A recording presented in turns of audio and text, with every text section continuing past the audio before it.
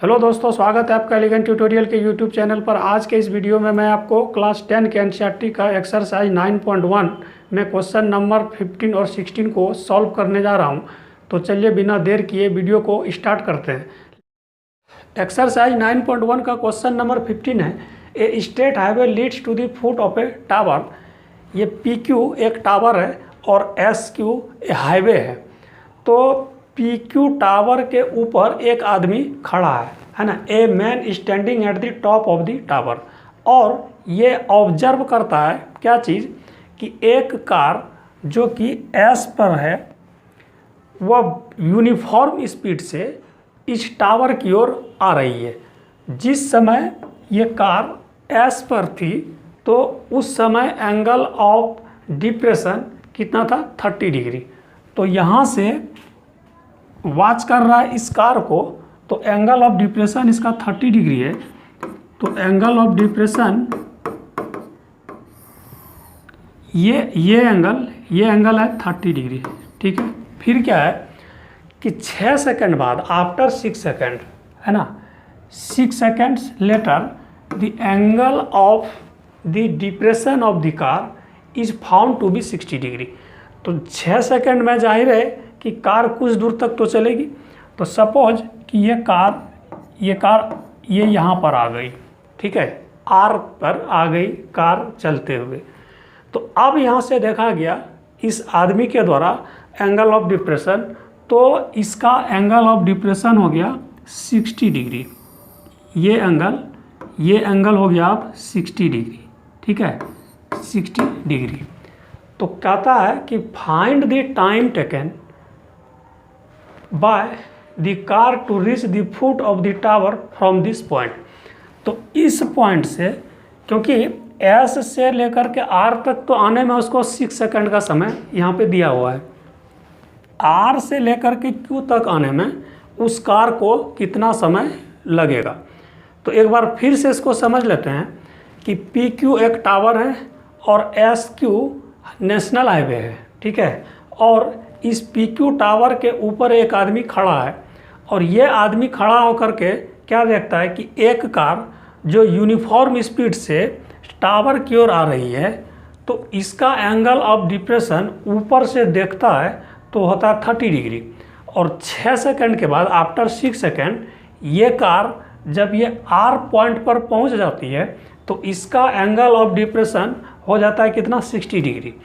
तो हमको इसमें फाइंड जो करना है कि उसी यूनिफॉर्म स्पीड से अगर कार इस टावर की ओर जा रही है तो इस कार को टावर के बॉटम तक आने में कितना समय लगेगा।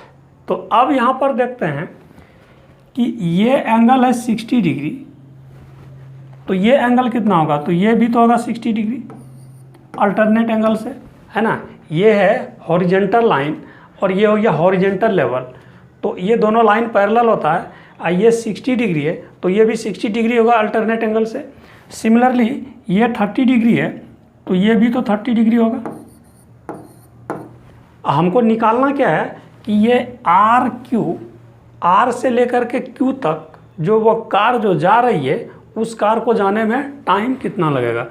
तो हमको इसके लिए फर्स्ट में तो डिस्टेंस निकालना, इन ट्रायंगल PQR। तो हम क्या करेंगे PQR में, तो PQR में इस RQ का हम डिस्टेंस निकालते हैं कि कितना डिस्टेंस होगा। तो tan 60 degree is equal to क्या होगा, PQ by QR, PQ by QR। और tan 60 का कितना होता है, तो √3 is equal to PQ by QR, है ना, PQ बाय QR। अब तो PQ इज इक्वल टू कितना, PQ ये हुआ √3Q और R, ठीक है। अब क्या लेंगे कि in triangle PQS, in triangle PQS तो tan 30 डिग्री कितना होगा, tan 30 डिग्री, tan का क्या होता है रेशियो P/B, तो PQ बाय QS, tan 30 डिग्री is equal to PQ by QS। तो tan 30 डिग्री का वैल्यू होता है 1/√3 और PQ by PS, PQ by QS। तो PQ इज इक्वल टू कितना, यहाँ पर हम इसका ये निकालें तो PQ इज इक्वल टू कितना होगा, तो PQ इज इक्वल टू, इसको क्रॉस मल्टीप्लाई करेंगे तो जैसे यहाँ पर √3 PQ is equal to QS, ठीक है। तो PQ is equal to QS by √3। इसको हम यहाँ पर इक्वेशन फर्स्ट लेट कर लिए और ये इसको इक्वेशन सेकंड, ठीक है। तो from equation first and second तो क्या देख रहे हैं हम यहाँ पर कि लेफ्ट साइड में PQ है और यहाँ भी इक्वेशन फर्स्ट में भी PQ है और इक्वेशन सेकंड में भी PQ है, ये दोनों इक्वल है। तो लेफ्ट साइड इक्वल है तो क्या होगा, राइट साइड भी इक्वल होगा। तो राइट साइड हम इसको इक्वल करते हैं तो √3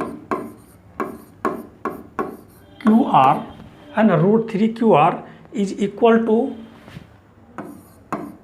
QS और बाय √3, ठीक है।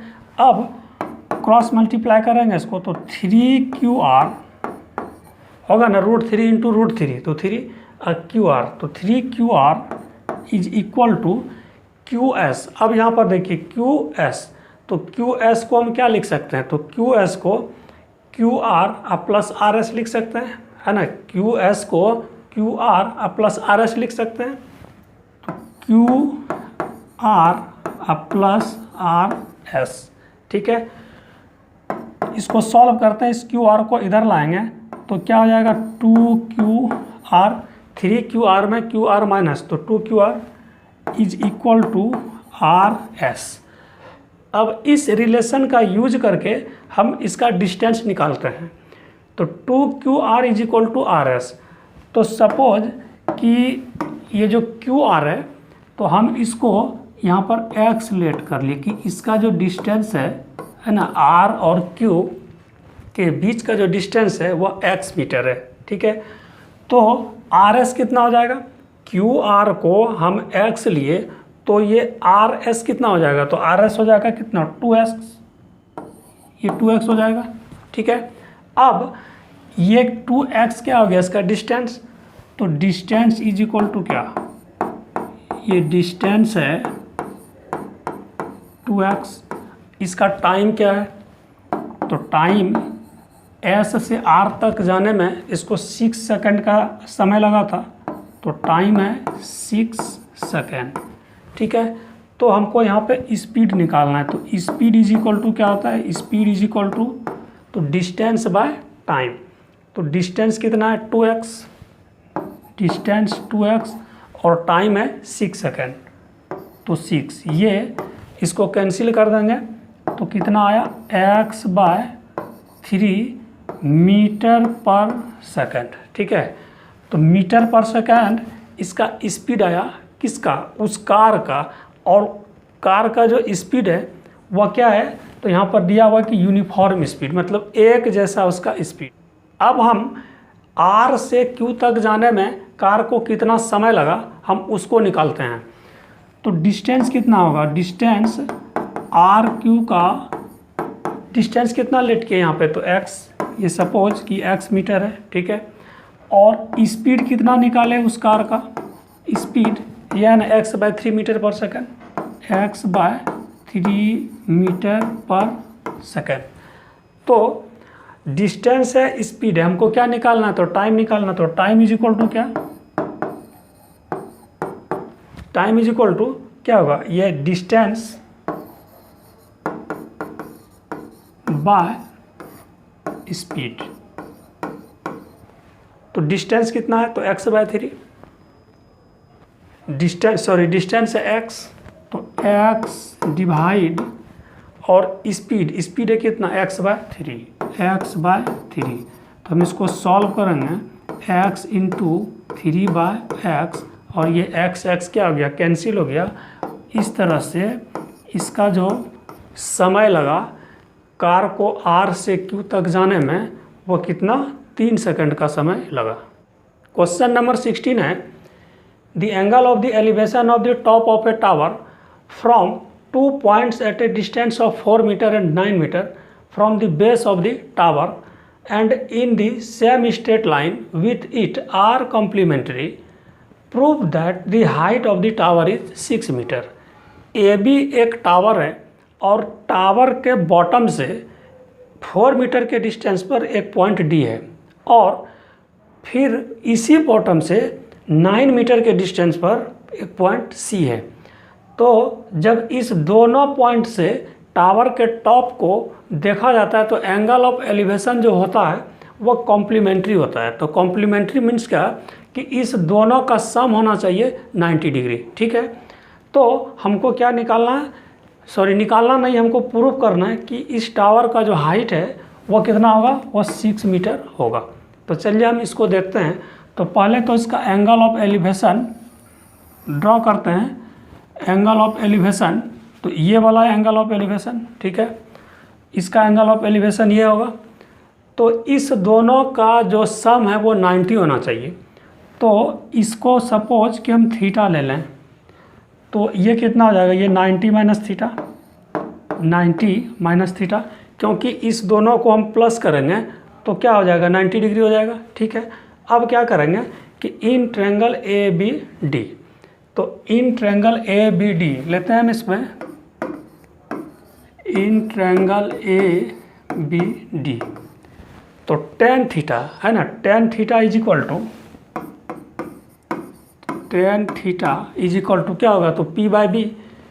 तो AB क्या है इसका, परपेंडिकुलर, तो AB by DB, AB by DB, और DB का वैल्यू कितना है, तो 4 मीटर दिया हुआ हमको।